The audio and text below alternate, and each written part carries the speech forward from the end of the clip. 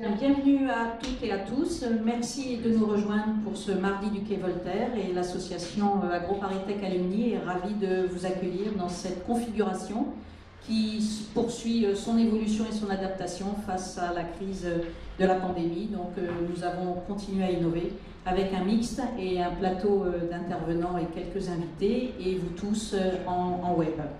Donc merci de vous connecter.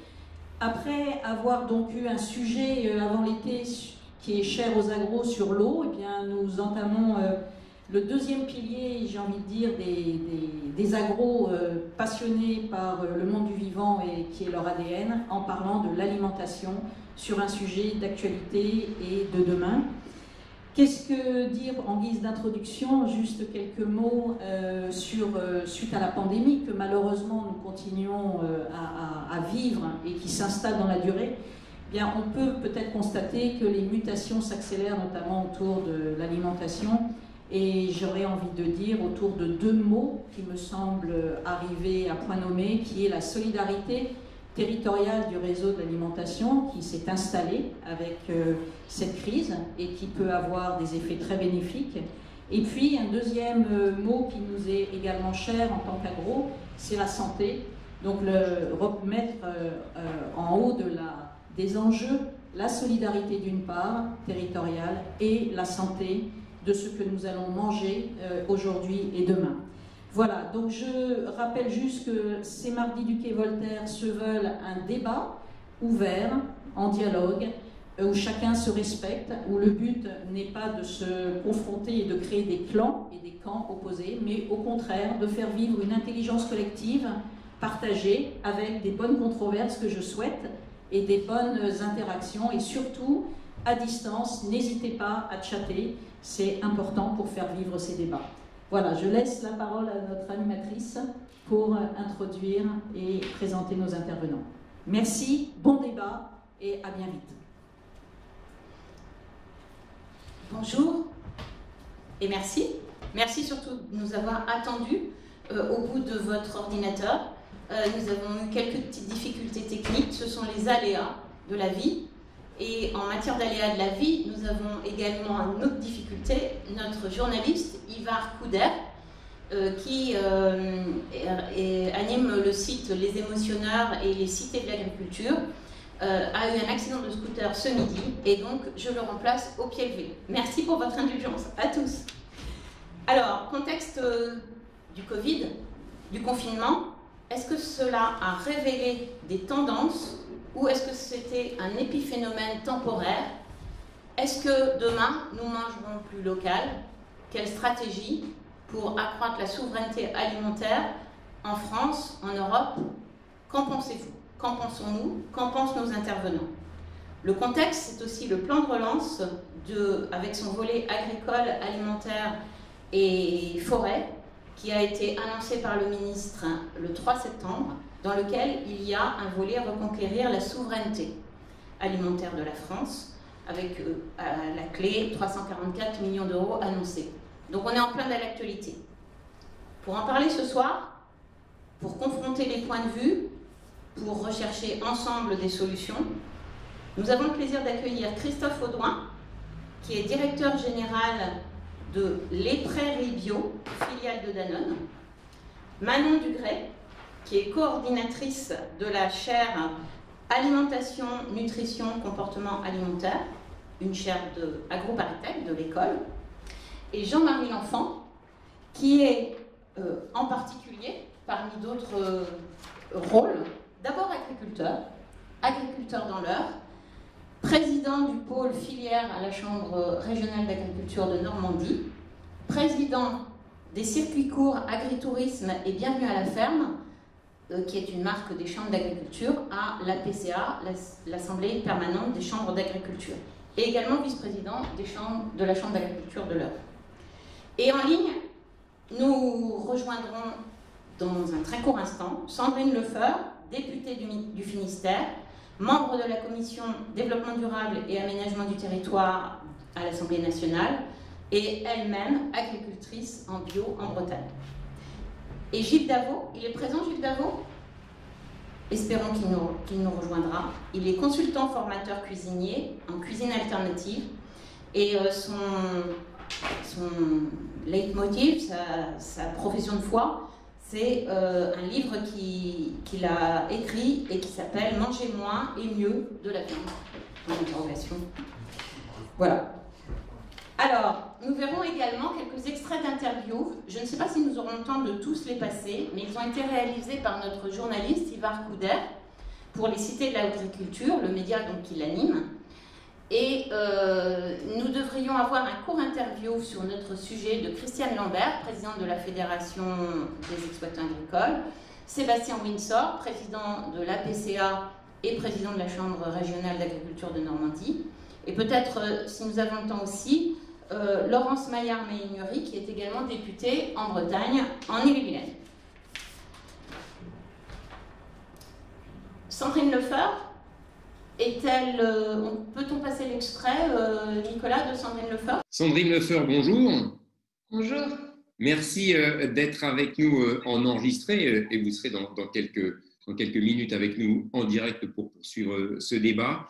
Première question toute simple, quand on vous dit mangera-t-on plus local demain, ça vous inspire quoi? Pour moi, c'est du bon sens en fait de pouvoir manger plus local déjà aujourd'hui et même demain pour certains. Ce sont des pratiques qu'on doit retrouver pour certains, que ce soit du côté de l'agriculteur, du côté des collectivités par les restaurations collectives ou des restaurants d'entreprise, mais également du consommateur et de la restauration à domicile. Je pense que c'est aussi quelque part une forme de solidarité entre les acteurs des territoires que de pouvoir reconsommer local, mais vraiment à tout niveau. Et on ne parle pas uniquement d'alimentation. Bon, le sujet est sur ça aujourd'hui, mais le local concerne évidemment tous les approvisionnements et les achats qu'on peut faire au quotidien. Au-delà, est-ce qu'on peut dire que c'est un enjeu de société? Parce que manger local, ça inclut beaucoup plus que simplement manger. C'est produire, c'est mieux distribuer, moins polluer, moins consommer. Finalement, c'est presque un enjeu de société.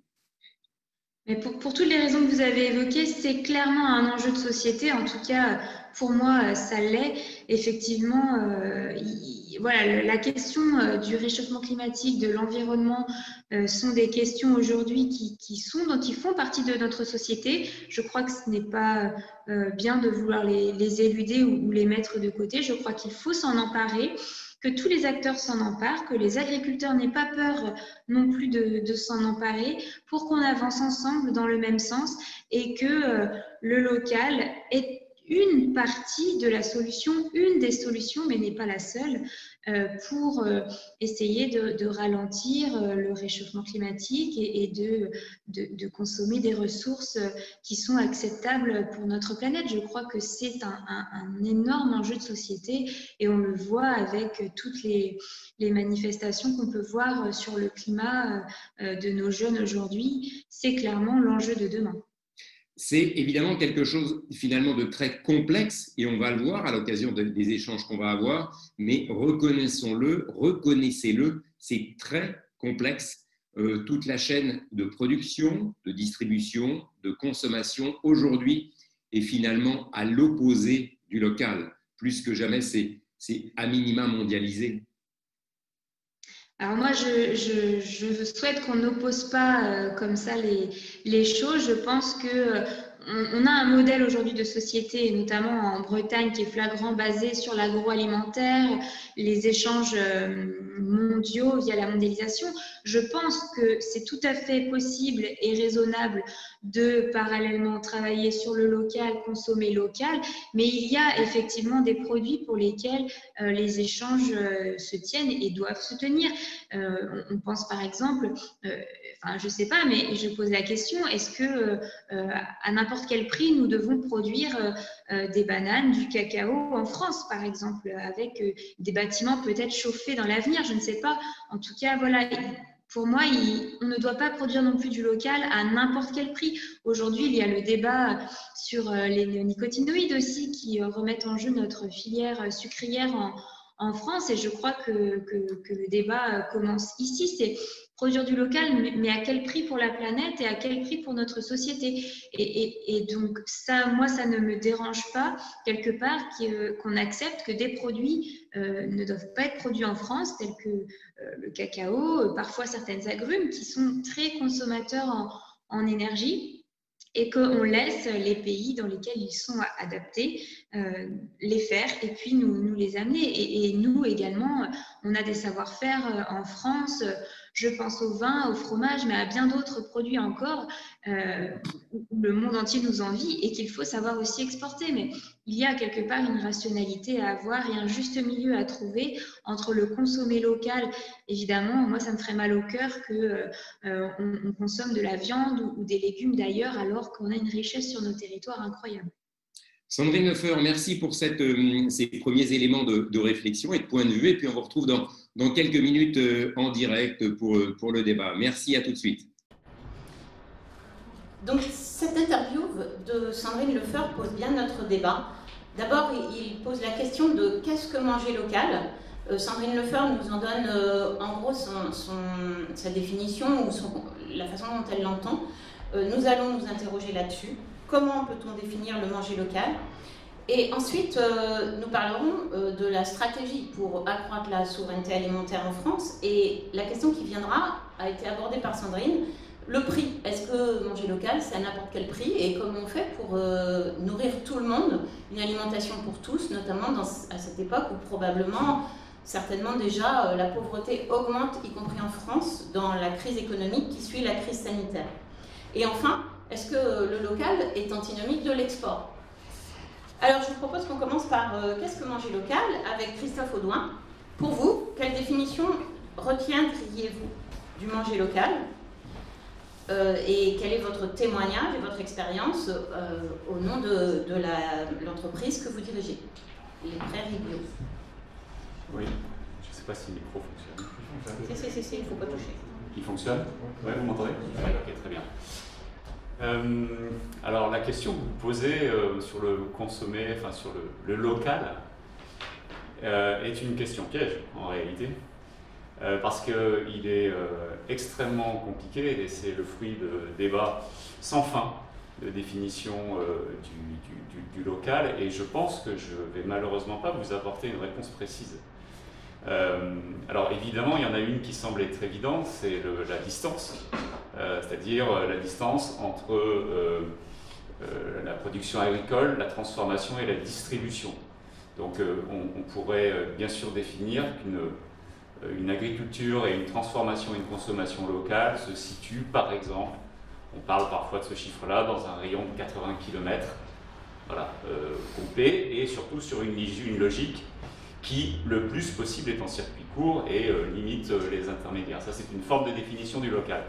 Mais je vous ai tout de suite donné ce postulat de départ consistant à dire que c'était compliqué de définir le local, parce que si on zoome à l'échelle de la planète, on pourrait aussi définir que produire français est une façon aussi de répondre à un enjeu de local à l'échelle planétaire. Mais voilà, donc tout ça pour dire qu'on n'est pas sorti quand on commence à essayer de définir le local. Mais moi, souvent, ce que je réponds à cette question-là, c'est qu'une bonne façon de le définir, c'est de ne pas répondre à la question, et c'est de un tout petit peu décentrer la question et de plutôt l'orienter sur la question de l'ancrage à un territoire. C'est-à-dire que pour moi, on rentre dans une logique de local, finalement, quel que soit le kilomètre. Alors évidemment, on ne peut pas rentrer dans des choses complètement absurdes. On ne peut pas être trop loin, trop distancié de tous les sites de production, de transformation, de production agricole, de distribution. Mais l'important, c'est d'être ancré quelque part et d'avoir une interdépendance entre tous les acteurs de la chaîne alimentaire et se connaître et ne pas être très loin pour interagir ensemble. C'est pour moi la meilleure définition du local, c'est-à-dire quand toutes les personnes travaillent ensemble dans un rayon relativement limité. Merci beaucoup. Manon Dugret, vous travaillez en interface permanente avec des consommateurs, et notamment avec des jeunes générations. Quelle est pour vous la perception des jeunes générations? Quelles sont leurs attentes? Et est-ce que ces attentes en matière de santé, d'environnement, de revenus du producteur, peut-être d'autres choses qui sont importantes pour eux et vous allez nous dire, rejoignent l'envie de manger plus local ou pas, et dans quelle mesure? Ce qu'on observe, c'est qu'effectivement, la population est de plus en plus sensibilisée aux enjeux du réchauffement climatique, et donc ça, c'est une très bonne chose, et c'est encore plus vrai pour les jeunes générations. On a des générations qui ne veulent plus juste parler de théorie et du constat, mais qui veulent vraiment passer à l'action. Je crois que c'est vraiment ce qui démarque les nouvelles générations, et notamment les 18-35 ans, peut-être par rapport aux générations précédentes. Nous, ce qu'on observe, c'est qu'il y a vraiment cette volonté, effectivement, d'avoir davantage d'informations, une information qui soit plus crédible aussi, davantage de transparence de la part des acteurs de la filière alimentaire, mais aussi, effectivement, donc, de passer à l'action et de ne pas juste rester sur des paroles ou du greenwashing. Donc, ça, c'est des choses qui sont très claires. Et puis, sur la question du local plus précisément, c'est clairement une tendance qui s'installe depuis plusieurs années déjà et qui risque d'être une tendance qui va s'installer sur le long terme. Enfin, en tout cas, c'est ce que les sociologues disent, et qui est une tendance en fait qui répond probablement à un besoin de se réapproprier son alimentation, un besoin de retrouver une certaine proximité en fait avec l'amont des filières. Et ça aussi, c'est le discours que tiennent les sociologues, mais qui est très vrai, de dire qu'aujourd'hui on a été vraiment déconnecté de notre alimentation, on ne sait plus d'où elle vient, on ne sait plus comment elle a été produite, transformée, et ça c'est quelque chose qui peut être très anxiogène et qui peut générer des comportements qui ne sont pas forcément favorables. Donc c'est vrai que le local, ça répond à ça en fait. On peut plus facilement mettre derrière voilà, le type de production, le producteur quand on est carrément en vente directe.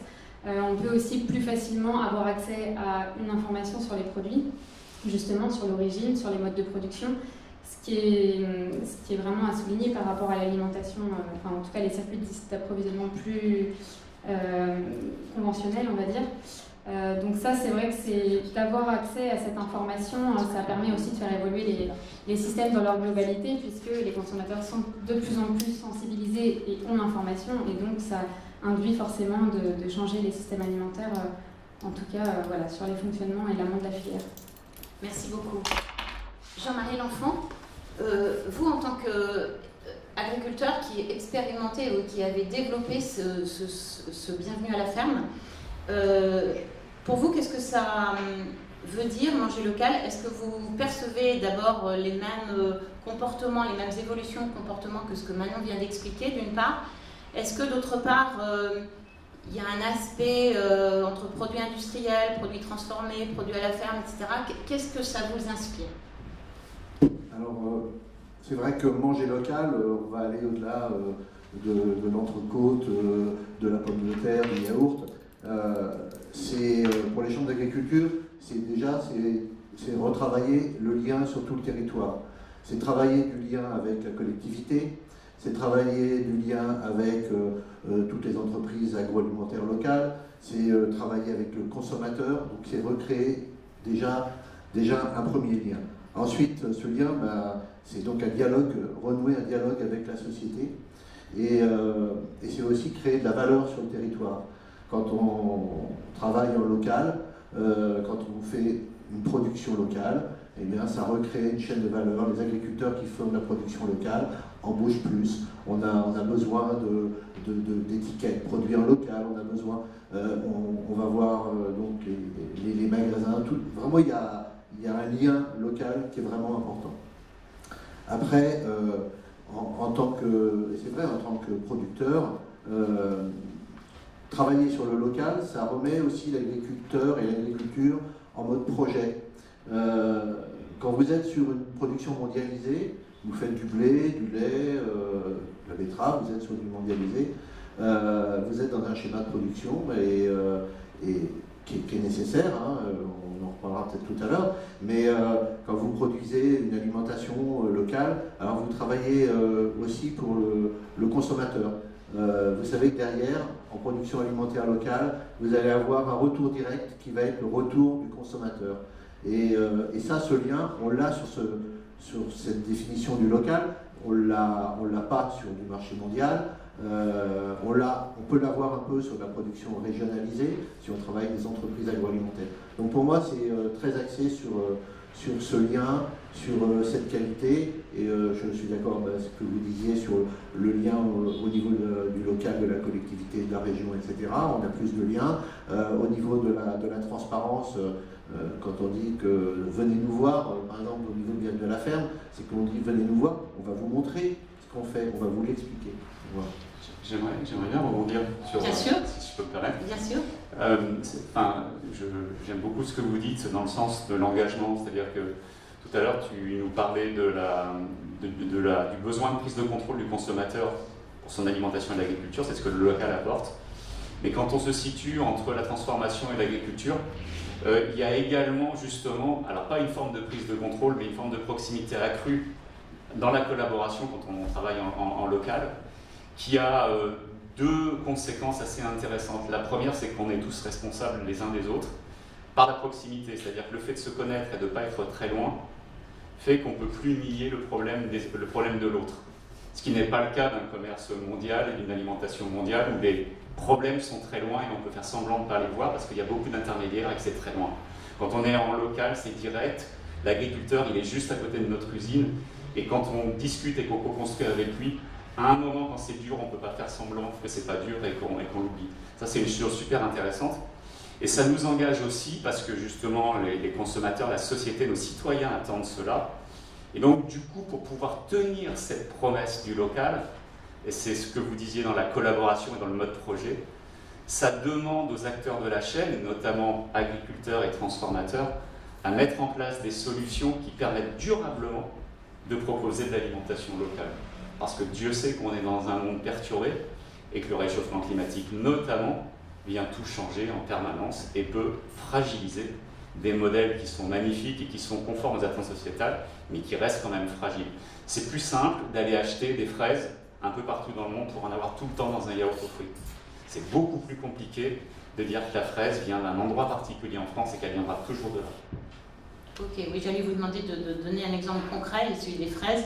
Je peux vous donner l'exemple de notre lait chez les deux vaches, qui est bio, très bien, qui est équitable, et d'ailleurs ça a un vrai lien, l'équitable, lié au local, et qui est normand, c'est-à-dire qu'on a vraiment décidé que notre lait ne pouvait être que normand.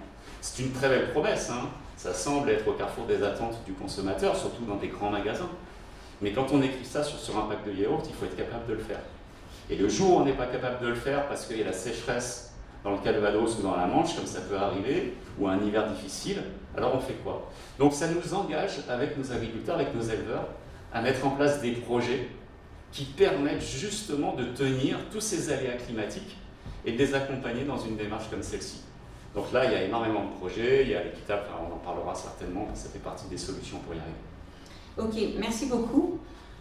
Donc, si on retient comme définition, manger local, plus local, c'est se réapproprier son alimentation pour le consommateur et se réapproprier son territoire pour l'agriculteur et le transformateur. Ça vous va à peu près? On va partir là-dessus.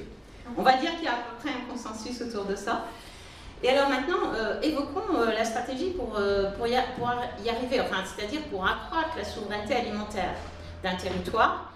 À quel niveau d'ailleurs? Vous avez parlé tout à l'heure, Christophe Audouin, de 80 km. Voilà, est-ce que c'est au niveau de la France? Est-ce que c'est au niveau de l'Europe? La première question qui a été évoquée dans l'interview de Sandrine Lefebvre, c'est est-ce que produire local, produire, transformer, distribuer en local, est-ce que ça coûte plus cher? On va peut-être passer l'interview de Christiane Lambert qui est assez intéressante sur cette question. Elle y répond. Ça dépend qu'est-ce qu'on appelle trop cher. Depuis 40 ans dans notre pays, la politique de consommation a pris le pas sur la politique de production. Tous les distributeurs s'acharnaient à remplir leurs grands magasins de distribution, leurs grands hangars commerciaux, avec des produits moins chers, quitte à les faire venir du bout du monde. Et ça s'est fait au détriment de l'agriculture française. Donc les gouvernants ont été également complices de ce sujet, et c'est en quelque sorte le pouvoir d'achat des consommateurs au détriment du pouvoir d'achat des producteurs. Résultat des courses, on a perdu énormément de production française. Savez-vous que La France importe aujourd'hui plus de produits de l'Union européenne qu'elle n'exporte vers l'Union européenne. C'était l'inverse il y a 20 ans.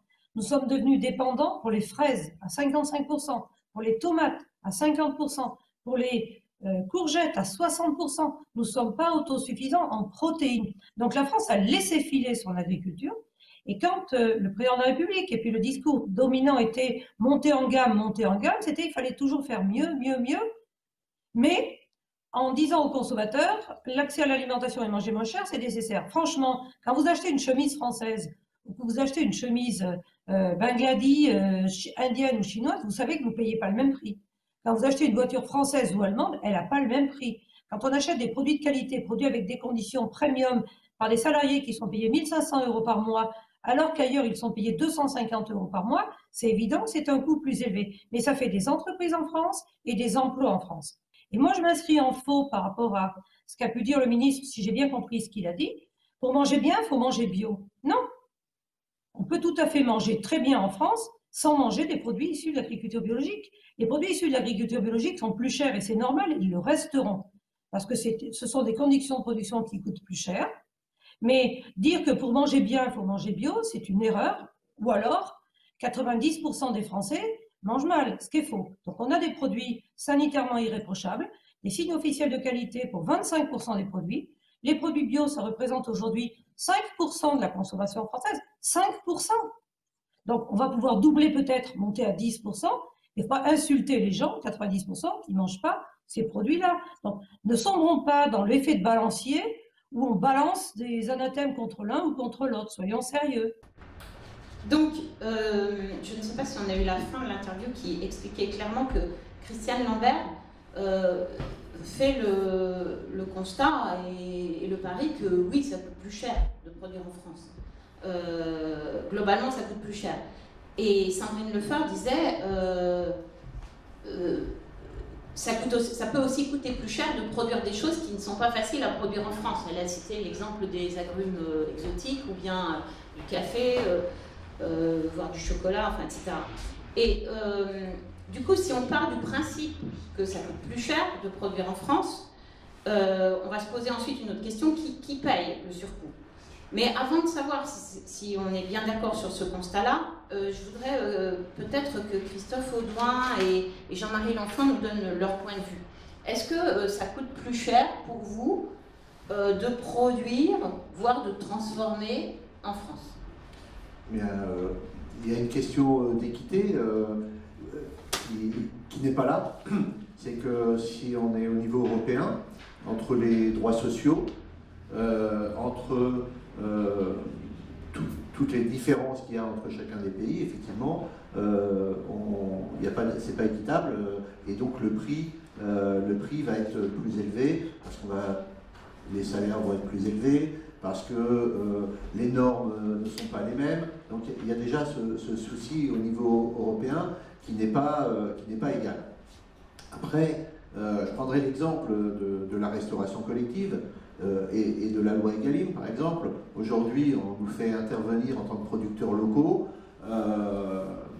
Alors le mot local, justement, ça c'est encore une autre chose. Et on nous commande de façon, je dirais, presque anecdotique, histoire d'être dans le plan. Si demain, on nous demandait de fournir les produits que nous sommes capables de produire en quantité, de la viande, on en a, on peut en produire. Il y a le problème des abattoirs, on a sur l'empreinte carbone où on est obligé maintenant de beaucoup circuler. Des pommes de terre, du lait, des pommes en Normandie par exemple, tout ça on l'a, mais on le fournit de façon presque anecdotique et on nous réclame aussi au niveau alimentation parfois des produits qu'on n'est pas forcément supposé produire dans la région. Donc effectivement le coût monte. Et quand on vous commande un camion de pommes de terre où on vous réclame 10 cajots de 10 kg à répartir dans 5 cantines, par exemple, effectivement, le coût, il est élevé. Et tout ça, ça accroît, on voit la différence.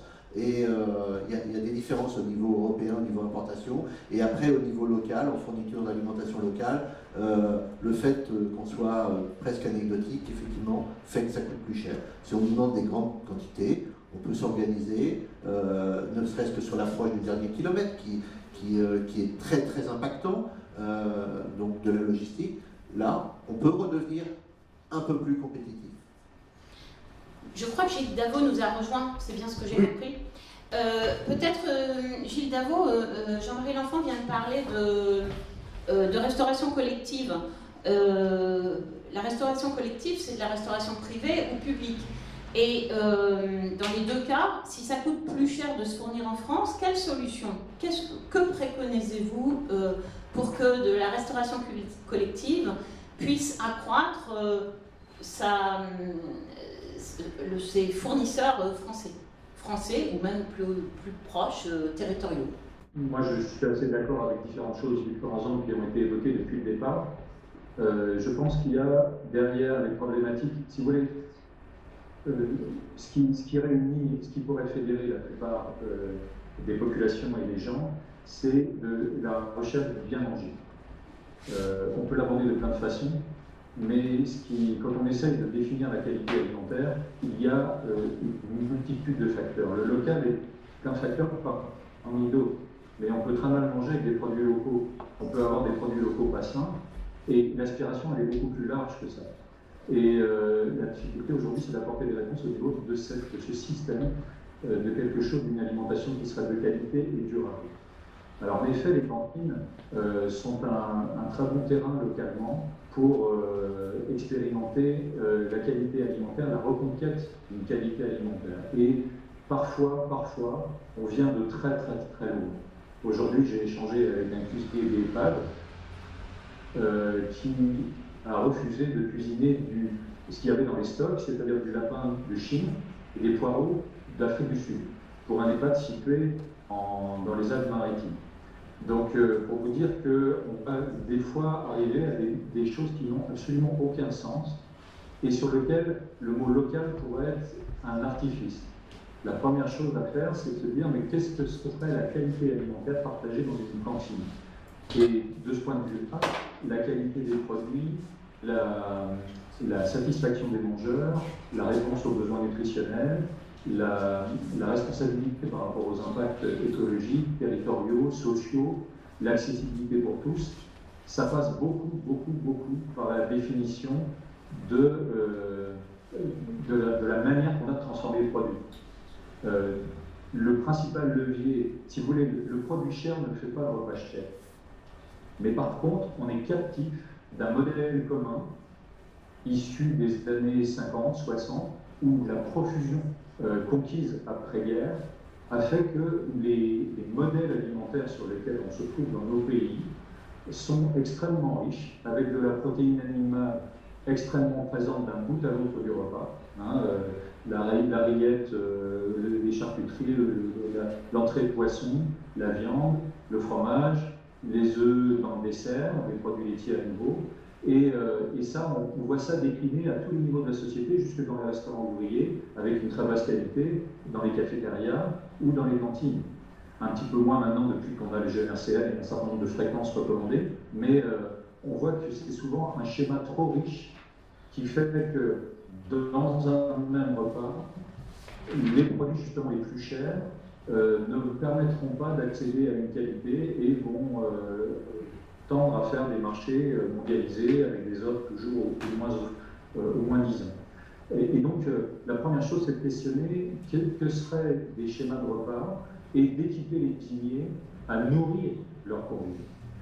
Dans les collectivités, les cuisiniers, aujourd'hui, ne sont pas mobilisés à nourrir le convive, ils appliquent toujours le schéma d'une gastronomie apprise en école hôtelière et ce qu'ils ont appris à faire, que ce soit au niveau de la préparation des viandes, par exemple, de la préparation des légumes, de la préparation des féculents, sont des schémas tellement peu diversifiés, tellement peu variés, tellement peu ancrés sur les saisons, tellement peu ancrés sur la réponse aux besoins nutritionnels, qu'il y a toute une déconstruction à faire pour les remobiliser, et pas seulement les cuisiniers, mais aussi les prescripteurs, les élus, les cadres, tous ceux qui interviennent dans la grande chaîne de responsabilité de ce qu'on mange dans une cantine, pour redéfinir ce que serait que bien manger sur le lieu de vie, dans le temps du quotidien.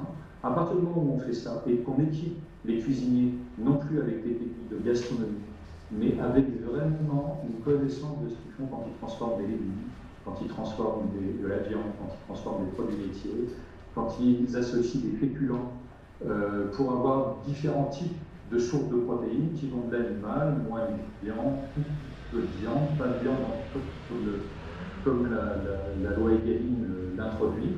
On peut requérir une diversité alimentaire qui est un des facteurs majeurs de la baisse du coût des repas et de la capacité d'acheter des produits de meilleure qualité.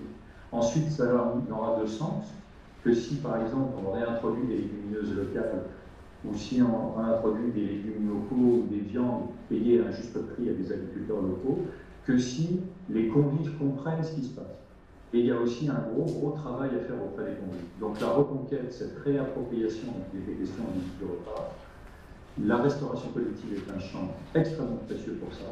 Et c'est un travail d'éducation, comme pour tout le développement durable, c'est un travail d'éducation sur tous les maillons de la chaîne. Mais encore une fois, ce n'est pas le produit cher qui fait le repas cher. C'est parce qu'aujourd'hui, les collectivités ne sont pas mobilisées pour nourrir leurs convives, qu'on a des gaspillages à tous les niveaux, qu'on a des menus trop riches, et qu'on aurait vraiment besoin de cette éducation primaire sensorielle et alimentaire. Excusez-moi pour ma réponse un peu. Merci beaucoup. En fait, vous dites ce n'est pas forcément toujours plus cher.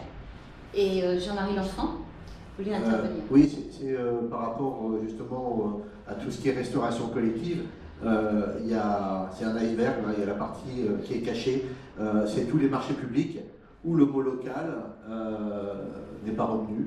Et d'ailleurs, le CGR et le ministère de l'Agriculture travaillent aujourd'hui sur le mot local, parce que dans la loi Egalim et dans les marchés, on ne peut pas introduire un produit local. Il faut, alors il y a toute la partie cuisine, il y a toute la partie, je dirais, cuisine avant la commande, et c'est très compliqué, et c'est aussi une des raisons pour lesquelles on passe parfois à côté des marchés, parce qu'il n'y a pas de définition du mot local. Oui, dans un extrait qu'on ne va pas passer, mais de Sébastien Windsor, on ne passera pas cet extrait-là, mais interviewé par Ivar Couder, il disait qu'il était un peu optimiste et que l'Europe était même en train de se pencher sur cette question du périmètre. Et le sujet, on a des apports à faire au niveau des chambres d'agriculture, effectivement, sur ce sujet. Je crois qu'il y a un rapport à rendre à fin décembre. Le ministère de l'Agriculture va rendre un rapport fin décembre pour le porter au niveau de l'Europe. Ok, Manon?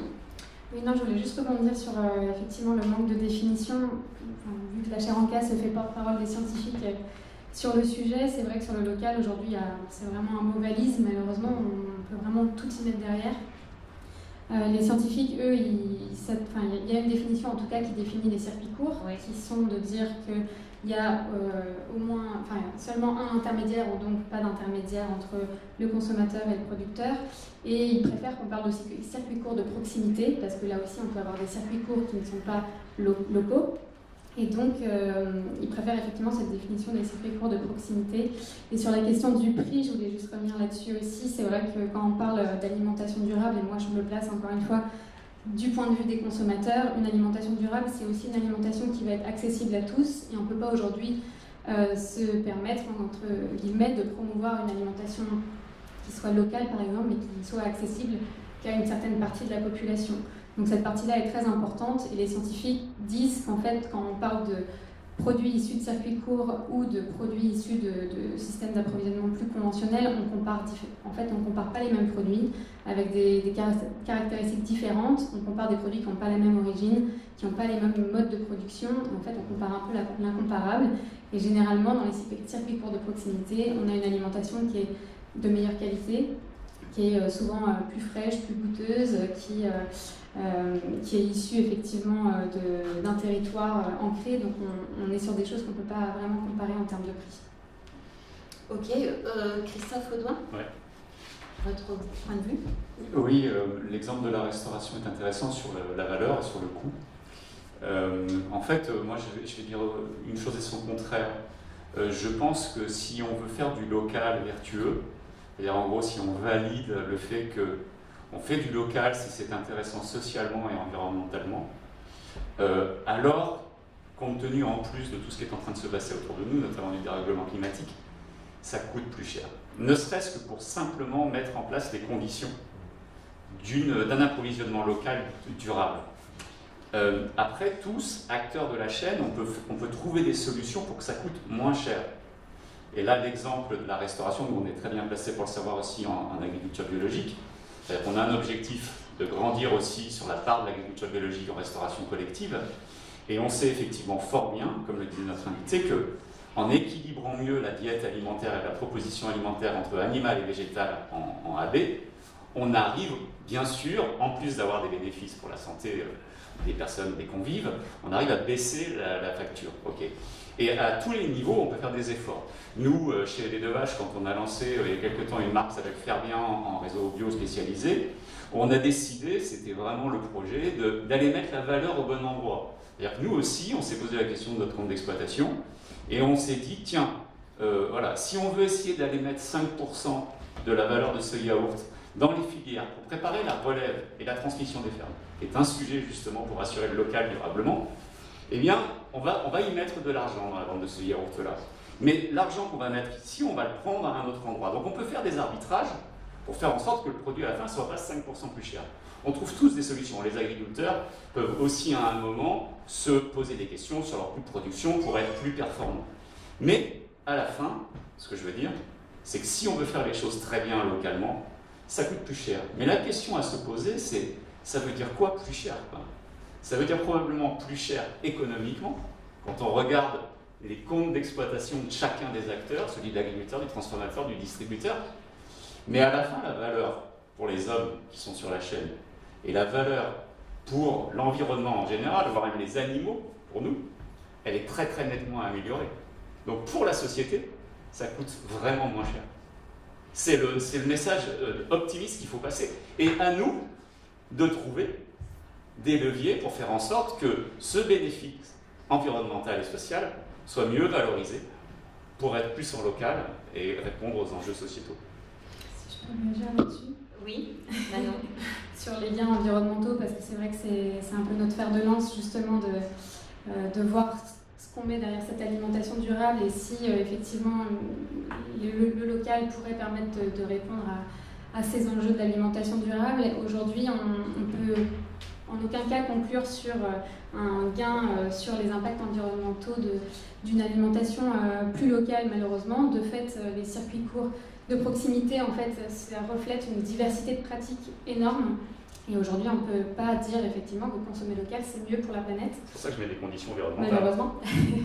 Mais par contre, c'est vrai que le local, quelque part, on a beaucoup à apprendre des circuits longs qui ont eu des années d'expérience pour optimiser leur logistique.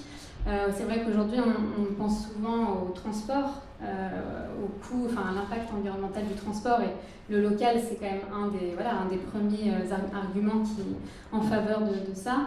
Malheureusement, aujourd'hui, on sait que consommer local, en fait, ça ne veut pas forcément vouloir dire qu'il y a moins de déplacements, puisque c'est aussi multiplier plein de petits déplacements. Et malheureusement aussi, on transporte des beaucoup plus petites quantités de nourriture dans une camionnette qui est souvent peu remplie que dans des poids lourds, ou alors dans des cargos qui transportent des quantités de nourriture beaucoup plus importantes. Et donc ramener au kilo de produit, malheureusement, le transport, on ne peut pas conclure, et même généralement, ça pèse plus dans la balance si on consomme local, sur la partie transport. De plus, la partie transport sur l'ensemble de la chaîne alimentaire, c'est pas ce qui pèse le plus en fait dans l'impact environnemental. C'est vraiment le mode de production qui est discriminant et c'est pour ça qu'il faut toujours prendre en compte l'ensemble des paramètres et pas seulement juste le fait que ce soit local ou pas local. Les modes de production, on est plutôt sur du 55-60% de la partie des émissions de gaz à effet de serre sur l'ensemble de la chaîne alimentaire. Sur le transport, on est plutôt sur 15% environ.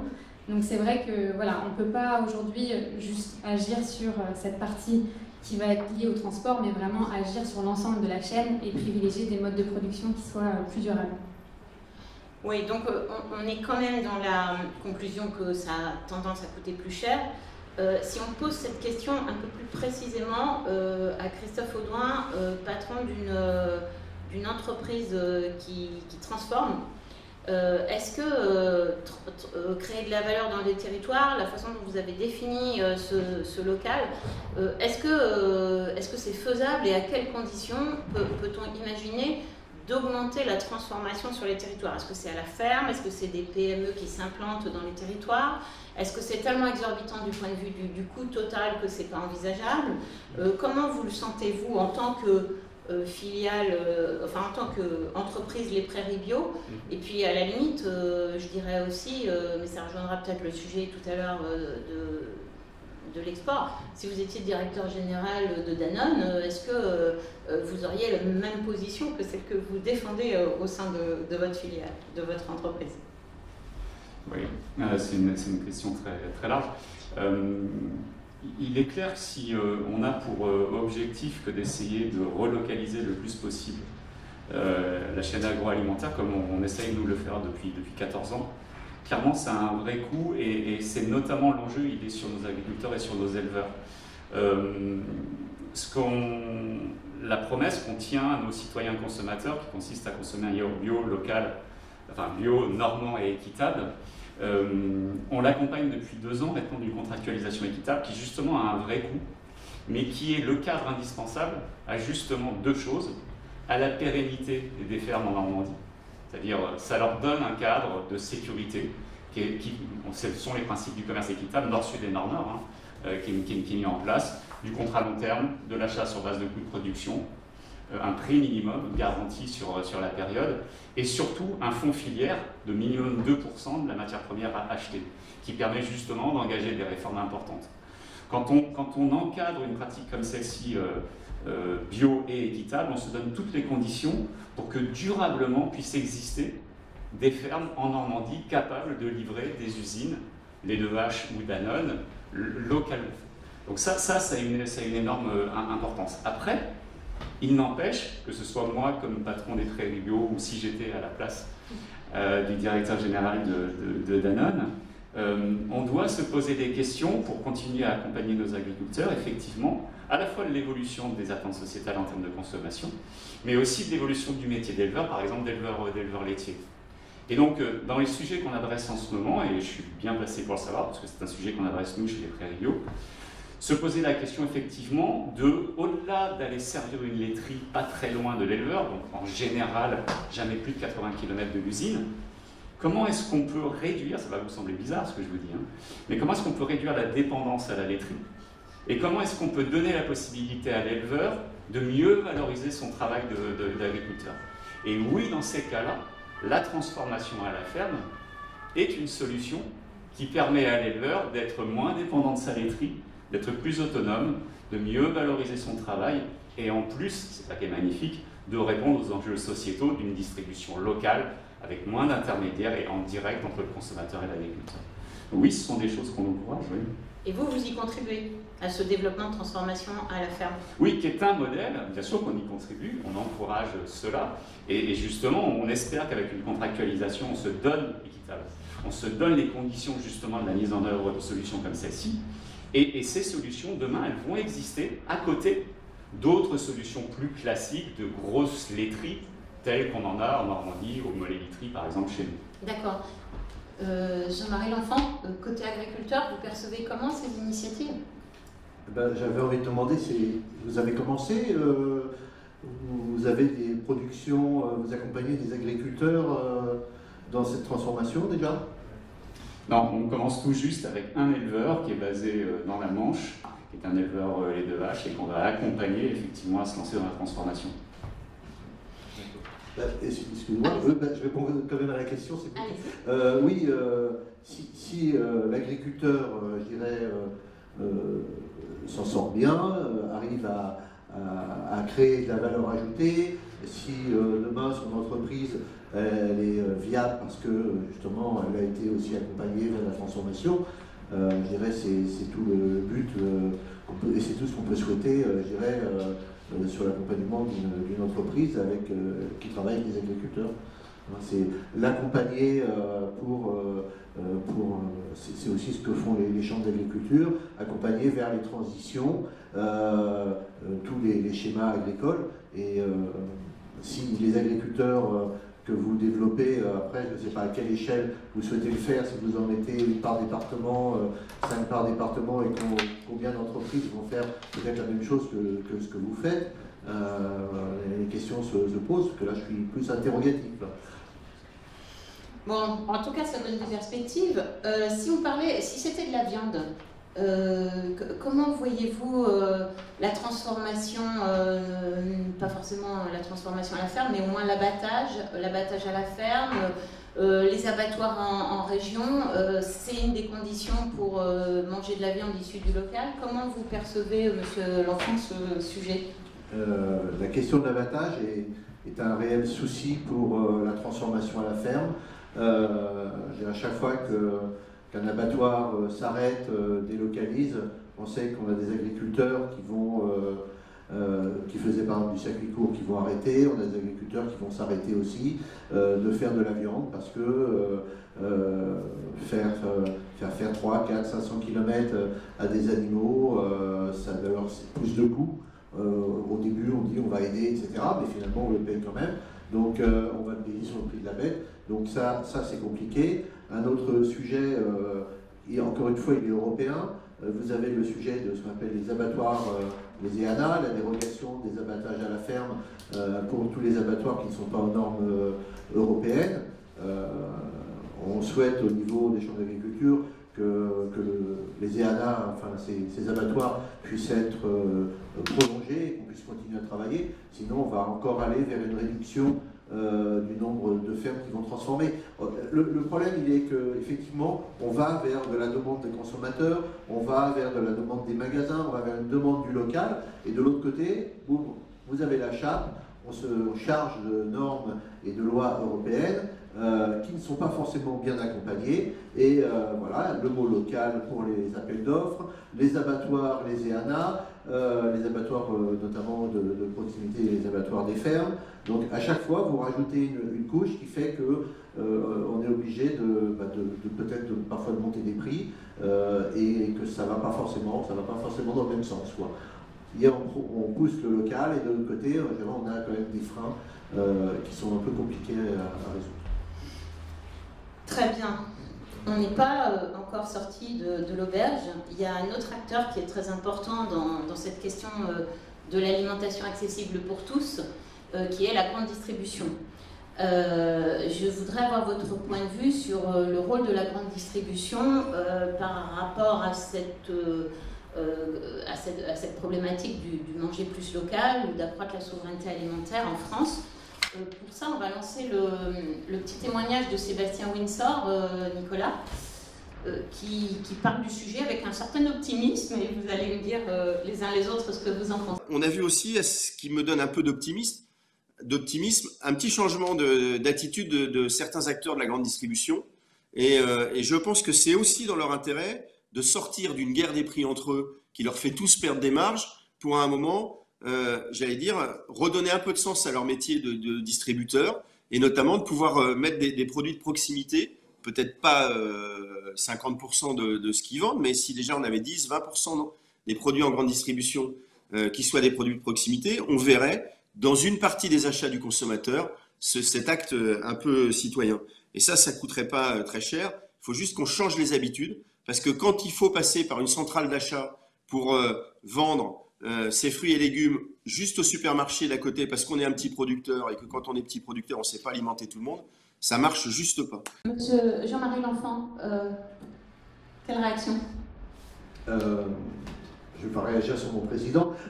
Si. Non, je suis bien sûr complètement en phase avec Sébastien. Il y a une ambiguïté au niveau filière, grande filière, avec la grande distribution et les grandes enseignes qui maltraitent quand même les filières et parfois le produit. Donc, voilà. Et d'un autre côté, il y a une belle ouverture vers la grande distribution. Moi, je pense que dans le métier d'agriculteur, il faut qu'on sache aussi segmenter. Donc, il faut être capable de vendre sur le marché mondial, sur le marché local, régional, en circuit court, Et si on a une ouverture, pour moi, il faut y aller, il faut la prendre. Alors, les exemples, par exemple, on les a vus pendant la période Covid, on a eu des ouvertures et des appels de Intermarché, on a eu des appels et des actions avec Auchan qui nous ont dit, ben, nous, ce qui nous intéresse, c'est de vous aider, c'est d'ouvrir un peu plus aux produits locaux et aussi pour aider les agriculteurs qui étaient sur des marchés comme la restauration collective et qui se sont retrouvés avec des produits sur les bras. Et de ce côté-là, effectivement, on a eu des bons échanges. Après, vous avez Leclerc qui, avec les alliances locales, depuis 10 ans maintenant, voilà, un magasin qui travaille bien en alliance locale, c'est un magasin de 6 000, 7 000 m², c'est 1 million d'euros à l'achat en produits locaux. Voilà. Et là, effectivement, que ce soit avec Leclerc, que ce soit avec Intermarché Auchan, les relations se passent bien. Ça nous apprend, c'est formateur aussi pour nous agriculteurs, puisque ça va apprendre à ceux qui ne le faisaient pas à avoir une gestion des prix, avoir un T0, un T1, un T2, à faire une tarification. Donc c'est important. Donc il y a une ouverture et ça correspond aussi à des consommateurs qui ne viendront pas faire des courses à la ferme, qui ne vont pas sur les marchés. Donc c'est une possibilité, c'est une ouverture. Alors tant qu'on n'est pas en égo avec des centrales d'achat qui vont dire bah non là vous avez 1 heure de retard, bon c'est tant, là le produit non ça va pas. Voilà. Et puis il faut nous donner des ristournes. Voilà, mais c'est qu'une petite part, mais c'est positif et ça plaît aussi aux consommateurs de pouvoir être à Bois d'Arcy, pas forcément à côté d'un champ, mais de pouvoir aller chercher ou le Valois et d'aller acheter des produits locaux. Voilà. Maintenant, comment vous percevez les conditions pour que le consommateur accepte éventuellement de payer plus sur ces produits locaux? Quelles sont les conditions de réussite d'un tel objectif, si tant est que ce soit un objectif, mais on a un certain consensus pour dire que c'est un objectif d'en accroître en tout cas la proportion.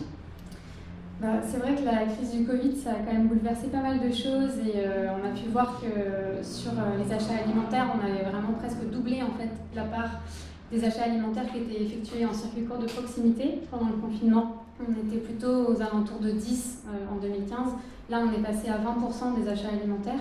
Donc, c'est pas négligeable en fait comme tendance de consommation. Après, se pose la question de leur pérennisation. Enfin, il y a eu aussi d'autres modifications du type la livraison, par exemple, en drive, qui s'est beaucoup développée également. C'est vrai que pour nous, encore une fois, on n'est pas forcément sur promouvoir une alimentation locale à tout prix. Du coup, je ne vais pas me faire d'ennemis ici, mais c'est vrai que quand on parle encore une fois d'alimentation durable, nous, le but, c'est d'essayer de trouver les leviers qui sont les plus importants à la fois pour avoir un impact le plus faible d'un point de vue environnemental et à la fois qui soit à la portée des consommateurs. Et donc, nous, c'est vrai que les leviers qu'on va plutôt mettre en avant pour adopter cette alimentation durable, c'est d'abord, à l'échelle de son assiette, de réduire sa consommation de produits animaux au profit d'une alimentation plus végétale. On sait aujourd'hui que si la population française adoptait une population dite flexitarienne, donc avec une consommation de produits animaux relativement faible, on diminuerait de 56% nos émissions de gaz à effet de serre au total. Donc c'est vraiment énorme et c'est vraiment le premier levier sur lequel nous on essaye d'intervenir. Le second, ce serait peut-être plutôt les modes de production. Comme je vous disais, c'est aussi ce qui va peser le plus dans la balance. Et donc par rapport au mode d'approvisionnement, c'est aussi des choses qu'on va privilégier. Après, c'est sûr que les circuits courts de proximité, c'est aussi généralement lié au mode de production, puisqu'il y a des bénéfices en fait qui sont peut-être moins palpables, mais généralement ça privilégie justement des modes de production qui sont plus vertueux. C'est pas toujours le cas. On en parlait tout à l'heure avec la tomate cultivée sous serre en banlieue parisienne, qui est très locale, mais qui va être très très néfaste pour l'environnement par rapport à une tomate cultivée en Espagne. Donc c'est sûr que c'est pas... Mais vous, donc c'est la spécialité de parler aux consommateurs, d'éduquer. Comment fait-on pour les éduquer? Est-ce que l'étiquetage, quel étiquetage, est-ce qu'il y a d'autres, quels médias, comment on fait pour éduquer les consommateurs? Le consommateur, il est un peu perdu en ce moment parce que même s'il y a vraiment cet intérêt de plus en plus fort pour savoir effectivement concrètement qu'est-ce que je mets dans mon assiette pour ma santé et la santé de la planète, il est un petit peu perdu parce qu'on retrouve un peu tout et son contraire en type d'information. Donc c'est vrai qu'à la chaire Anka, notre but c'est vraiment de proposer une information qui soit crédible, qui soit validée scientifiquement, et le faire avec des moyens qui soient innovants, donc en utilisant par exemple les réseaux sociaux, en allant là où la population va chercher ce type d'information. Donc nous, notre but en fait, c'est de montrer qu'une alimentation durable, c'est pas forcément une alimentation qui soit forcément plus chère, qui nous demande forcément de passer 2 heures de plus en cuisine, ou qui nous demande d'aller faire nos courses dans quand même la cuisine, non? Un petit peu quand même, c'est sûr que c'est bien sûr quelque chose que je défends, mais mine de rien, il faut vraiment être conscient voilà, des contraintes individuelles, et aujourd'hui, on ne peut pas dire aux gens d'aller faire leurs courses dans 4 endroits différents. Donc c'est pour ça que le fait que les supermarchés se positionnent aussi pour faire évoluer leur système, c'est très très positif à mon avis. Et nous, notre but, c'est vraiment d'essayer d'éviter les discours simplistes sur le sujet et d'essayer de leur permettre de garder un esprit critique. Donc, ça c'est bien, c'est toujours ce qu'on défend à la groupe, mais il faut quand même que des messages passent. Et Christophe Audouin, comment travaillez-vous avec la grande distribution? Est-ce que vous avez des exemples concrets de choses qui montreraient à la fois les limites et puis aussi peut-être les atouts de la grande distribution par rapport à ce manger plus local? Oui, moi je voudrais aussi porter un message plutôt optimiste quant à l'évolution et l'ouverture de la grande distribution sur une alimentation plus locale, ou déjà aussi, et je suis d'accord avec toi, une alimentation, une agriculture plus positive d'un point de vue impact environnemental et social, pas que local. La crise Covid n'a fait qu'accélérer, révéler des choses qui étaient déjà évidemment visibles avant, puis qu'on va continuer à voir avec l'autre vague qui va être environnementale, très clairement. Et les distributeurs ont bien compris ça. Ils sont pris entre le consommateur, le citoyen, qui de toute façon demande de plus en plus, et ils l'ont vu très concrètement. On parlait tout à l'heure du Drive, on pourrait parler de l'Hyper. L'Hyper qui est de loin le réseau le moins proche en termes de proximité consommateur et celui qui a le plus souffert pendant la crise Covid. Donc ça leur est pas compliqué de comprendre ce qui s'est passé pendant cette crise-là. Ça a commencé avant, mais là maintenant ça s'est accéléré. Et puis de l'autre côté, la crise, elle a révélé l'extrême fragilité de notre souveraineté, de notre autonomie alimentaire, de l'autonomie protéique dans les fermes, partout. Donc on est passé tout proche quand même d'un vrai problème. Et tout le monde a eu très peur, et les distributeurs les premiers. Et donc je crois que ça n'a fait qu'accélérer une meilleure compréhension de leur part, et puis aussi de la nôtre, nous transformateurs, de la nécessité d'investir massivement dans une agriculture française locale durable, pour être capable à la fois de s'adapter à tous les aléas sociaux et climatiques, et de proposer cette alimentation à des consommateurs qui demandent cela. Donc tout ça pour vous dire qu'on a des distributeurs aujourd'hui qui globalement comprennent assez bien cela. Je peux vous donner effectivement un exemple. Je vous parlais de la certification équitable qui a une vraie valeur, qui coûte de l'argent à toute la chaîne, mais c'est pour un impact positif plus important. Cette contractualisation équitable avec tous nos distributeurs, elle a été accueillie favorablement. Quand je dis favorablement, c'est pas qu'ils ont trouvé l'idée bonne, c'est qu'ils ont accepté de reprendre la valeur de cette contractualisation équitable et de la redistribuer. C'est-à-dire qu'ils ne l'ont pas reprise, comme parfois ça arrive dans des négociations, et à la fin, ce sont les agriculteurs souvent qui trinquent. Non, là, on a réussi à maintenir la discussion, mais parce que justement, cette proposition pour le consommateur, elle est créatrice de valeur, elle veut dire quelque chose. Quand un consommateur il voit bio et équitable, pour lui, ça veut dire quelque chose, et ça a de la valeur, et ça marche. Sandrine Lefeur, est-ce que vous êtes en ligne? Oui, bonsoir. Ah, bonsoir, nous sommes très heureux de vous accueillir. Nous avons passé au début comme prévu, votre interview avec Ivar Couder, parce que je ne sais pas si vous avez tout suivi l'actualité, mais Ivar Couder a eu un accident de scooter ce midi, et du coup je l'ai remplacé moins bien, mais au pied levé. Il va pas trop mal, c'est pas gravissime, mais il était quand même aux urgences à l'hôpital et donc pas possible de nous rejoindre ce soir.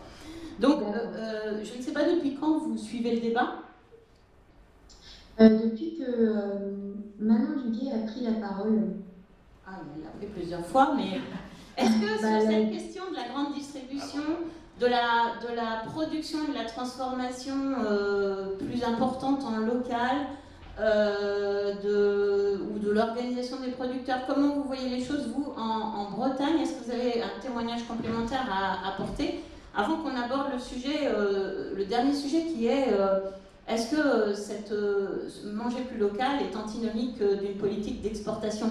En fait, on s'est servi de votre introduction pour faire le plan de notre débat. D'accord, dans ce cas, dites-moi si je ne suis pas assez dans le sujet, mais ce qui concerne les circuits courts en Bretagne, on a un développement assez conséquent des circuits courts, des magasins de producteurs notamment. Les AMAP sont un petit peu moins à la mode, j'ai l'impression, dans les milieux plus ruraux, pour des raisons que je comprends tout à fait d'ailleurs. Les gens en général ont des jardins et du coup le système AMAP ne convient pas forcément. Et donc le Covid a eu effectivement l'effet également de développer ces circuits. Et je crois que le rôle des producteurs qui sont présents aux distributions, aux permanentes, etc., c'est bien d'échanger avec les consommateurs, et je crois que c'est ça qui fait la force de ces modes de commercialisation, c'est de pouvoir échanger directement avec le consommateur sur nos méthodes, nos modèles de production. Excusez-moi, comme je suis aussi agricultrice, je mélange un petit peu parfois mon métier et ma fonction. Et j'ai en plus un magasin de producteurs. Donnez-nous votre exemple, expliquez-nous bien ce que vous faites. C'est intéressant d'avoir concrètement votre témoignage d'agricultrice et de transformatrice et vente à la ferme. Alors concrètement, j'ai monté il y a 5 ans maintenant un magasin de producteurs. Donc on a commencé à 4 producteurs, on a aujourd'hui 30 producteurs. On n'a pas que du bio, mais on a un engagement des producteurs sur une charte de qualité qu'on a nous-mêmes élaborée. C'est-à-dire qu'on refuse le hors-sol, les OGM, par exemple. Et donc, on a tout type de producteurs. Ça va du savon artisanal, aux pâtes fait artisanales également, de la viande, des légumes, du sel. Voilà. Et donc, moi, dans mon optique, c'était comment le consommateur peut avoir accès à une alimentation saine, durable, et que ce soit facile pour lui d'y avoir accès. C'est-à-dire qu'il n'est pas à aller de ferme en ferme tous les jours pour trouver les légumes ici, la viande là, les œufs ailleurs. Donc on s'est installé au centre-bourg d'une commune de 3000 habitants et on fonctionne sous forme de commande pour le moment parce que ça permet aux producteurs de ne pas avoir de perte sur la production. Par contre, on ne fait pas de paiement par internet. Je sais que ça rebute quelques personnes quand même, donc on veut vraiment que ce soit très facile. Donc le consommateur commande ce qu'il veut, il n'y a pas de panier imposé, donc ils ont jusqu'au mercredi soir minuit pour commander, et puis ensuite ils viennent retirer leur panier le vendredi soir de 17h à 19h, et donc là, chacun son tour, les producteurs sont présents. Donc on revient à peu près une fois tous les 6 semaines pour donner le panier au consommateur et qu'il paye son panier. Donc ça fait 5 ans que ça fonctionne et ça marche plutôt bien. Et on est content aussi de voir, moi en tout cas j'ai une politique sur mes légumes. Je considère qu'il y a certains légumes effectivement en bio, ça prend du temps pour produire, ça prend du temps de désherbage, de main-d'œuvre, etc. Donc ils sont un peu plus chers que le conventionnel. Mais il y a d'autres produits où ça ne demande pas forcément plus de travail que des produits conventionnels, donc je considère qu'ils doivent être à un prix complètement accessible. Et moi, je suis satisfaite de voir des familles avec beaucoup d'enfants qui viennent acheter des légumes bio, et puis on s'échange des recettes, et c'est super sympa, et ça me fait plaisir toujours le vendredi de m'occuper de ça, bien que je sois dans ma fonction de députée. C'est très important pour moi de maintenir ce lien avec mes clients. Merci, c'était un témoignage très sympathique et c'est une permanence parlementaire très originale, bravo. Je voudrais qu'on passe, je ne sais pas, on a encore combien de temps, Nicolas? Par rapport au début,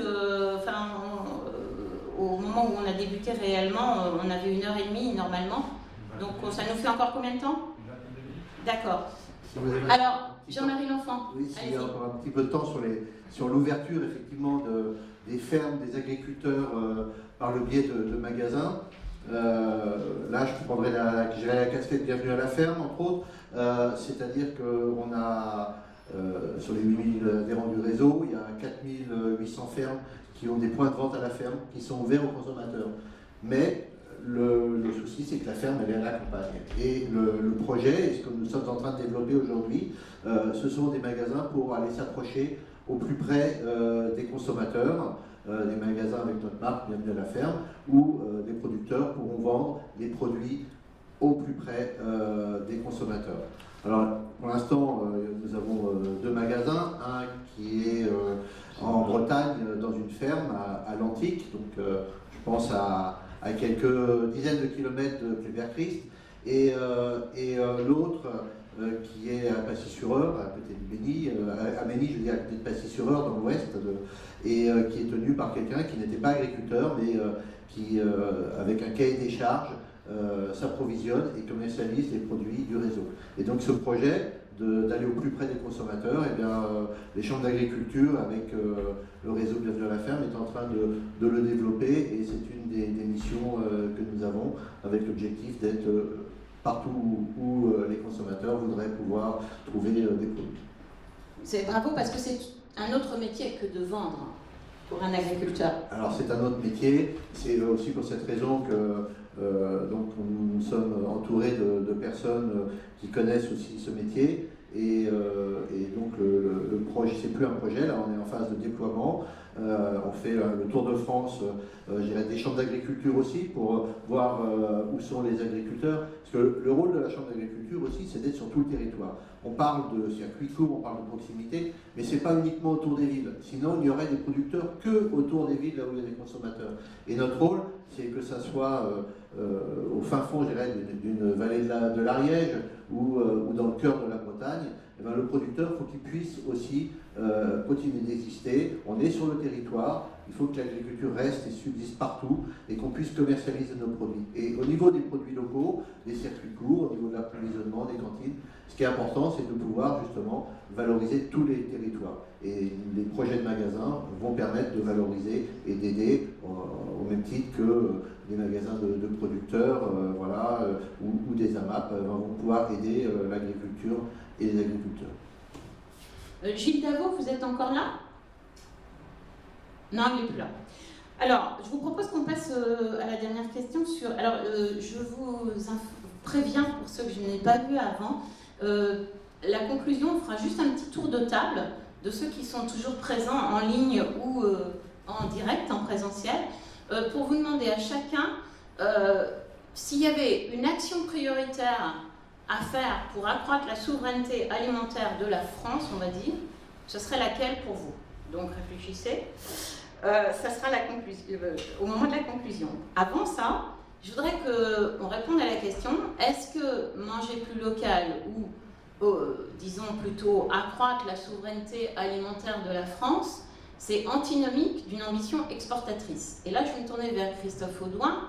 En tant que directeur général de l'Epré Bio, les prairies bio, vous êtes dans un grand, enfin vous faites partie d'une entreprise au sens large, d'un groupe qui est l'un des plus grands exportateurs mondiaux de produits laitiers. Donc ce sujet de la concurrence éventuelle entre l'export et la souveraineté alimentaire, comment le percevez-vous? C'est une question qui dépasse simplement les enjeux, là par exemple, la transformation de lait en yaourt, et je vais avoir peut-être un peu de mal à vous répondre. Ce qui est sûr, c'est que même des entreprises comme Danone, qui sont ce qu'on appelle communément des multinationales, donc qui ont un rayonnement planétaire, en réalité, sur par exemple les métiers du lait, qui sont ceux que je connais le mieux, sont souvent des entreprises qu'on pourrait appeler multilocales, c'est-à-dire que elles sont systématiquement implantées dans des lieux où généralement la production agricole et la transformation est au même endroit. Et autre point qui caractérise ce métier du lait chez Danone, c'est que quand on veut le faire de la façon la plus naturelle et la plus simple possible, c'est-à-dire faire un yaourt, le lait ne voyage pas, quoi, très tôt. Donc bien sûr qu'il arrive qu'il voyage quand il est notamment transformé en poudre ou en crème, ça voyage un peu plus. Mais il est certain que vu les évolutions et de toute façon la volonté de tous d'aller vers des produits de plus en plus naturels, le lait va de moins en moins voyager. Et on va, du coup, c'est la vision moi que j'ai de cette industrie agroalimentaire sur le lait, c'est qu'elle va être de plus en plus ancrée dans des territoires qui sont ceux qu'on a aujourd'hui, et ça va s'accentuer. Aujourd'hui déjà, parfois le consommateur ne le sait pas, mais 90% quasiment des yaourts Danone en France sont fabriqués en France, dans des usines laiteries, avec des éleveurs qui sont 80 km autour. Voilà. C'est ça aujourd'hui la réalité d'une multinationale comme Danone, et ce cas de figure-là, on le retrouve dans tous les pays en réalité. Très bien, très bien. Comment voyez-vous ça, vous, Jean-Marie L'Enfant? Est-ce que vous qui êtes aussi un céréalier, vous savez ce que c'est que exporter pour l'agriculture française, est-ce que le fait qu'on ait comme ambition d'accroître la souveraineté, est-ce qu'il y a deux volets sur lesquels ça pourrait jouer pour l'agriculteur? D'une part, contrôler mieux les importations, et dans quel sens? Et d'autre part, est-ce que ça risque d'avoir comme incidence de diminuer l'ambition exportatrice? Dans la balance économique, l'exportation agroalimentaire et agricole, ça veut dire qu'il faut que la France fasse une croix sur une grosse partie de la manne. Ensuite, on parle d'alimentation, on parle... on peut parler de soja aussi, de produits pour produire. Oui, quand on importe, sur la partie importation. On travaille, la Normandie avec la Bretagne et les Pays de Loire travaillent sur un projet qui s'appelle Lego, qui travaille sur les protéines, sur l'autonomie en protéines. On travaille dessus, je dirais, au quotidien. Par contre, aujourd'hui, se priver complètement, je pense qu'il faut travailler, parce que là, on parle des agriculteurs producteurs, mais il y a encore beaucoup d'agriculteurs qui ne font pas de transformation, ni de produits alimentaires, je dirais, en direct, donc qui vivent uniquement des céréales sur le marché mondial. Donc, du jour au lendemain, on ne peut pas tout changer, tout balayer.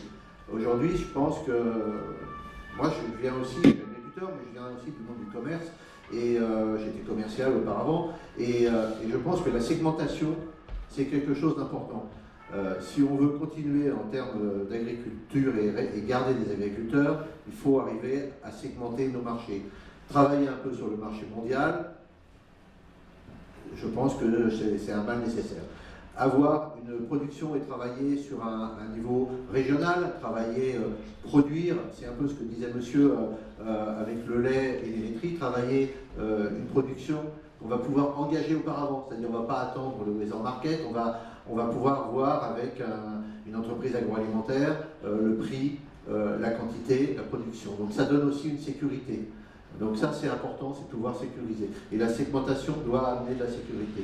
Et après vous avez les circuits courts, les produits fermiers, qui sont une autre voie. Alors si vous restez sur un seul de ces marchés, quel que soit le marché, de toute façon on est en danger. Donc l'objectif, je pense, c'est d'aller plus vers de la diversification de production. Alors ça a d'autres vertus écologiques, sociales, mais de diversifier ses sources de revenus. Pour moi, je pense qu'on ne peut pas faire une croix du jour au lendemain sur ces marchés. Et puis, si on ne fait que de la production, si on ne fait plus d'export, si on ne fait plus d'import, je pense qu'on évolue aussi à l'isolement. Donc, voilà. Merci. Sandrine Lefeur, ça rejoint ce que vous aviez dit en introduction. Je pense que la position qu'a tenue Jean-Marie L'Enfant est assez proche de celle que vous aviez exprimée à Ivar Couder dans votre interview, en disant voilà, on peut pas produire tout et n'importe quoi à n'importe quel prix, et il faut aussi un peu de tout. Mais maintenant, je vais vous interroger en tant que député, c'est-à-dire responsable des travaillant sur les lois et sur les orientations publiques. Quel serait pour vous, c'est un objectif d'accroître la souveraineté alimentaire de la France, c'est-à-dire de bouger le curseur, pas de faire une croix sur l'ambition exportatrice, du moins c'est pas comme ça que c'est annoncé aujourd'hui, loin de là. Comment pour vous les fonds publics de la France, mais aussi de l'Europe, doivent orienter les choses? Qu'est-ce qui pour vous serait important? la PAC en particulier qui est en prévision. Quel rôle pour la souveraineté, accroître la souveraineté alimentaire au niveau français et au niveau européen? Alors ça a un petit peu bugué, donc je n'ai pas tout entendu, mais je pense avoir compris l'essentiel de votre question. Ce que je vois, c'est que parfois, je ne veux pas généraliser, mais certains agriculteurs, représentants syndicaux me disent on veut pouvoir exporter. Alors je dis c'est bien, mais ils ne veulent pas qu'on ait de l'importation chez nous. Et là, c'est pas bien, parce que c'est pas ça l'échange. L'échange, c'est qu'on puisse exporter, mais qu'on ait aussi de l'importation. Et je crois que effectivement, c'était mon sens de l'introduction, mais ce sera aussi mon sens de la conclusion. C'est qu'on ne peut pas produire n'importe quoi à n'importe quel prix. Je crois qu'il ne faut pas être égoïste en la matière et il faut aussi penser globalement à tous les autres pays, parce que si nous, on souhaite et on a l'ambition d'avoir une souveraineté alimentaire, je crois que les autres pays aussi ont cette ambition. Donc il y a d'abord ce sujet-là. Et pourtant, on veut continuer d'exporter. Chaque pays souhaite continuer à exporter. Donc je crois qu'il y a un juste milieu à trouver. On ne doit pas avoir une vision égoïste cantonnée à notre pays. Chaque pays veut sa souveraineté alimentaire et chaque pays veut exporter. Donc il faut trouver des échanges justes. Des échanges justes en matière sociale, environnementale. Je crois que ça, c'est important. Et c'est le sens que la PAC peut donner, c'est-à-dire on ne peut plus supporter, comme il fut un temps, des subventions sur du poulet export français, par exemple.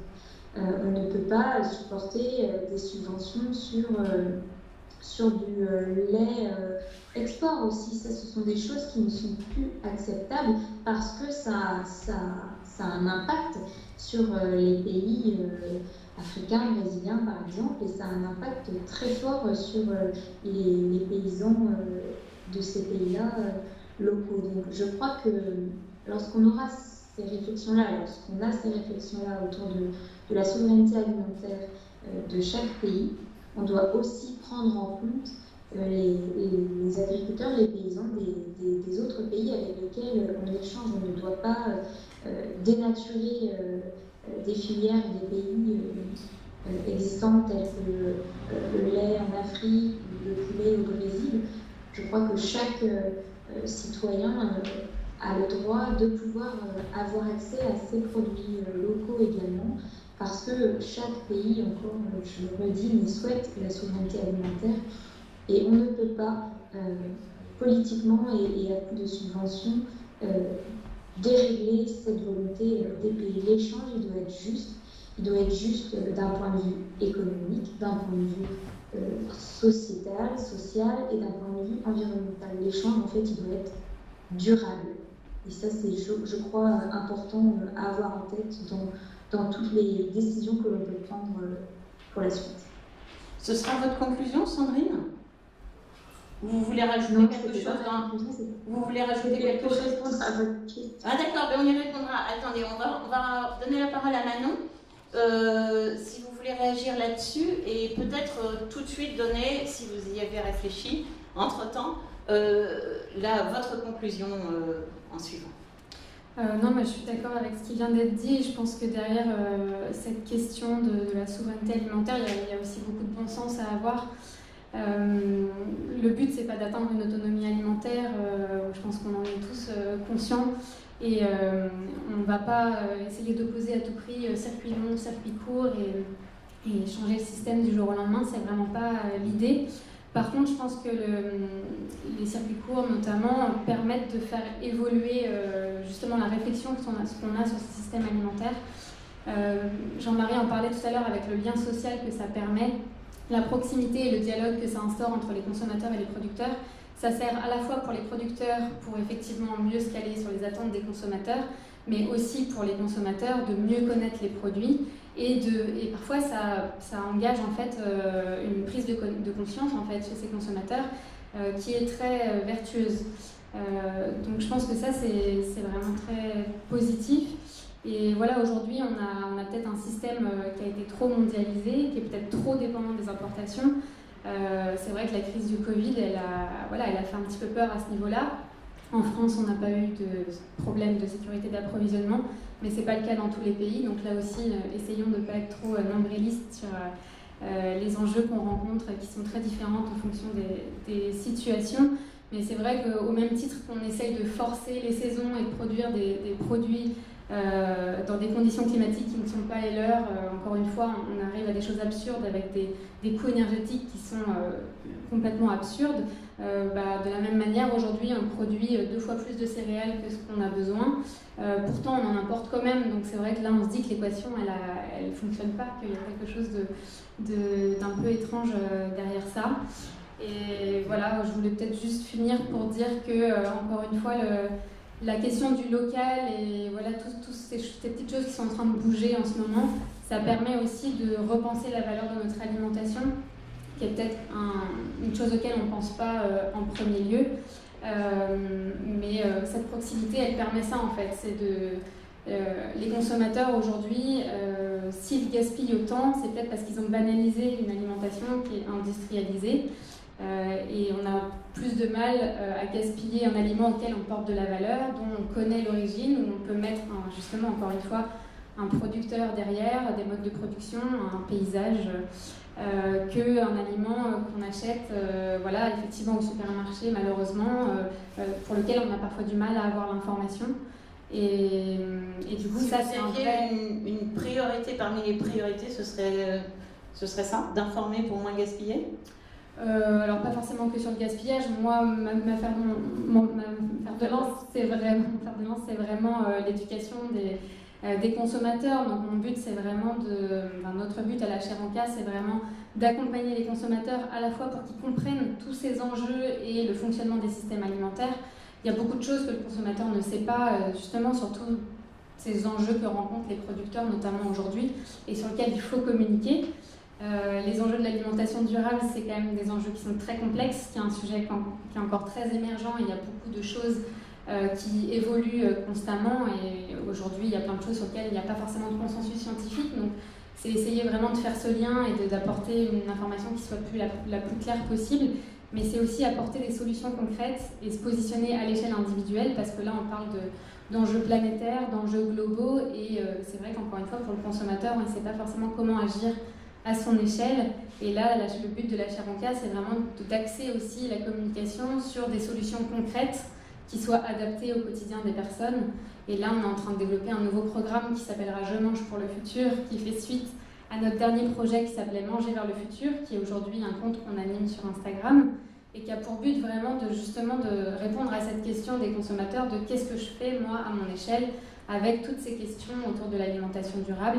Et ça passe aussi par concrètement le consommateur, ses enjeux à lui, c'est de manger 3 fois par jour, c'est de faire ses courses. Donc comment est-ce qu'on lui propose des astuces concrètes pour allier ses contraintes du quotidien et une alimentation qui soit plus vertueuse et plus durable. Merci. Christophe Audouin, votre mot de la fin, votre conclusion ou votre priorité des priorités, parmi les priorités? Alors, 3 idées, je vais essayer d'être assez bref. Je vais rebondir sur ce que dit Manon, sur mieux valoriser une alimentation saine au niveau du consommateur. Oui, bien sûr, mais c'est parfois assez rassurant de se dire ça. Donc, c'est les fameuses histoires autour des choix d'arbitrage que doivent faire les citoyens. Il n'empêche quand même qu'à un moment, il va falloir aussi qu'on adresse le sujet de l'accessibilité d'une alimentation saine à des personnes qui n'ont même plus les moyens de faire des arbitrages. Et il y en a de plus en plus. Et la crise dans laquelle on avance doucement va nous montrer ça. Donc ça va être un gros sujet, il va falloir l'adresser. Il va falloir qu'on y soit tous sur ce sujet-là, agriculteurs, transformateurs, distributeurs et aussi pouvoir public. Parce que manger bien et sain devrait être un droit dans des pays développés aussi. Et voilà. Parce qu'il ne faut peut-être pas en faire un autre sujet de clivage entre plusieurs parties de société. Exactement. Donc ça c'est le premier, la première chose. La deuxième, comme Danone le fait depuis des années, et nous les frères bio beaucoup, investir massivement dans les filières agricoles. Danone, depuis que Emmanuel Faber a posé la vision d'une agriculture régénératrice, ça veut dire tout simplement une agriculture qui régénère la terre plutôt qu'elle la détruit, a mis 40 millions d'euros dans des programmes justement d'amélioration des pratiques chez les agriculteurs. Il faut continuer à le faire parce que c'est nécessaire, que ce soit pour répondre à des enjeux locaux, comme on vient de le discuter ce soir, ou même d'une façon générale pour avoir une agriculture, qu'elle soit locale ou pas, qui est beaucoup plus respectueuse de l'environnement et des hommes. Donc ça, investir beaucoup. Seulement ça coûte très cher, effectivement, et ça vient, de toute façon, ces réformes-là doivent se faire avec beaucoup d'argent. Et je crois, c'est mon troisième point, qu'on va avoir besoin de l'Europe, des pouvoirs publics en France, pour aussi mieux valoriser ce que je, tout à l'heure, définissais comme des formes d'externalité positive d'une agriculture et d'une alimentation plus saine. Il faut qu'on commence à valoriser les services rendus par les acteurs de cette amélioration, en commençant par les agriculteurs, services rendus à l'environnement et à la société. On est en train d'imaginer des modèles en agriculture biologique ou en autre type d'agriculture qui font des nets progrès sur la captation du carbone, sur le bien-être animal, sur la biodiversité, qui est un sujet que nous, on travaille depuis des années. Tout cela doit avoir une valeur. Et ça a une valeur pour la société, et ça coûte moins cher à la société de progresser dans ce sens-là. Donc là, on va avoir besoin d'aide parce que même si on investit massivement, même si les distributeurs acceptent de mettre de la valeur, ça ne va pas suffire, et on va avoir besoin de ces aides-là. Donc il y a un plan de relance, il y a des milliards là, qui sont affectés à justement une amélioration des pratiques agricoles environnementales. Eh bien, on va avoir besoin de ça pour progresser, clairement. Merci. Jean-Marie L'Enfant, votre conclusion ou votre priorité parmi les priorités, en quelques mots, parce que je pense qu'on n'est pas loin. Je me résume. Donc, la priorité, il y a déjà un volet européen, parce que si on veut demain de la souveraineté alimentaire, il va falloir penser aussi à ce qu'au niveau européen, il y a un niveau réglementaire qui soit accessible à tout le monde, parce que ça fait partie quand même des limites que l'on a. Il va falloir penser peut-être à des réserves de crise. Aujourd'hui, bon, il y a toujours, on va dire, il reste importation, mais si on va aller vers une souveraineté, il va falloir penser à plus de production, à une diversification de la production. On a un manque quand même en local de fruits, de légumes. Ça veut dire pour peut-être un droit aussi à l'eau sur ces cultures-là. Donc ça fait partie des choses qui sont vraiment importantes. Il faut parler plus aussi de l'alimentation locale. Il faut en parler pour que le consommateur, je disais, aujourd'hui on va manger des Deliveroo, on va manger des Wings, on va manger des Reels, voilà, mais on ne sait plus ce qu'on mange. Donc peut-être mettre aussi un peu dans les écoles de base. Moi, les enfants qui viennent sur la ferme pédagogique, ils me parlent, je demande ce que c'est qu'une céréale, ils me disent c'est des Kellogg, c'est des Lions. Alors c'est vrai, c'est pas leur faute, mais il faut peut-être réapprendre aussi. Le consommer local, c'est aussi réapprendre ce que c'est que le produit local. Donc voilà, il y a un côté, on va dire, réglementaire important, un côté européen, où si on veut de la souveraineté, ben, il va falloir aussi qu'on puisse remettre à peu près au même niveau, et puis moins de réglementaire en France, si on veut produire plus de connaissances sur le produit. C'est peut-être un vœu pieux, ça.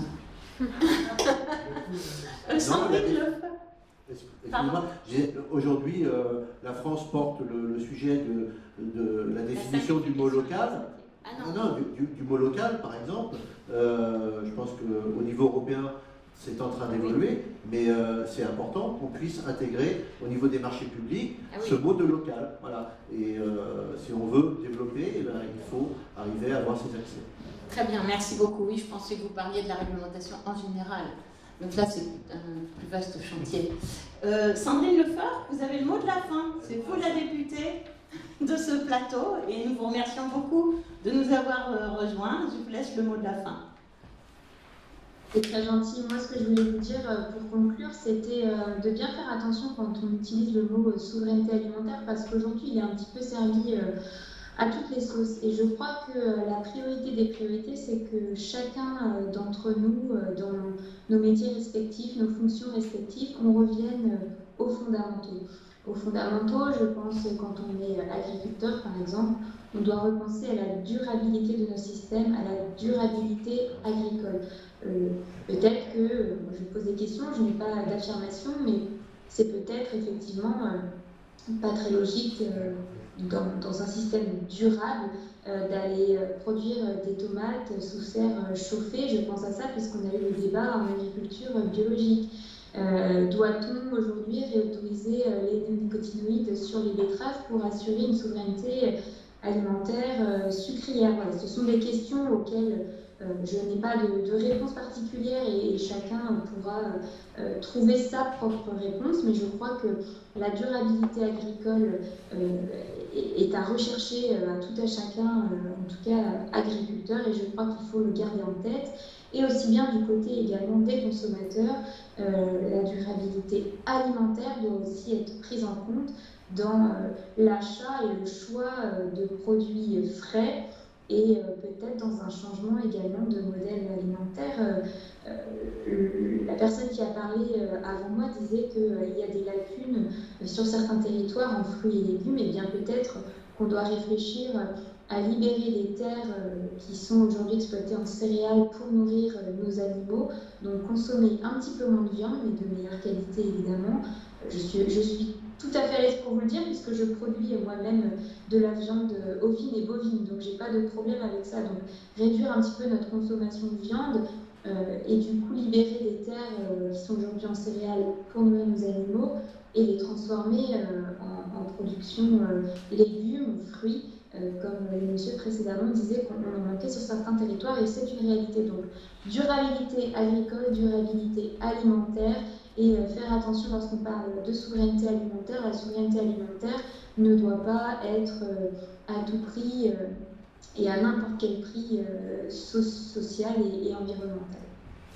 Merci beaucoup. Merci Sandrine, merci à chacun d'entre vous de nous avoir rejoints, à ceux qui nous ont écoutés, en particulier ceux qui nous ont écoutés jusqu'au bout. Au revoir et à très bientôt pour un prochain mardi du Quai Voltaire sur l'Afrique. Les dates vous seront communiquées, je ne l'ai plus en tête, excusez-moi. Merci, et merci à notre équipe technique qui a fait des exploits dans la difficulté ce soir. Merci.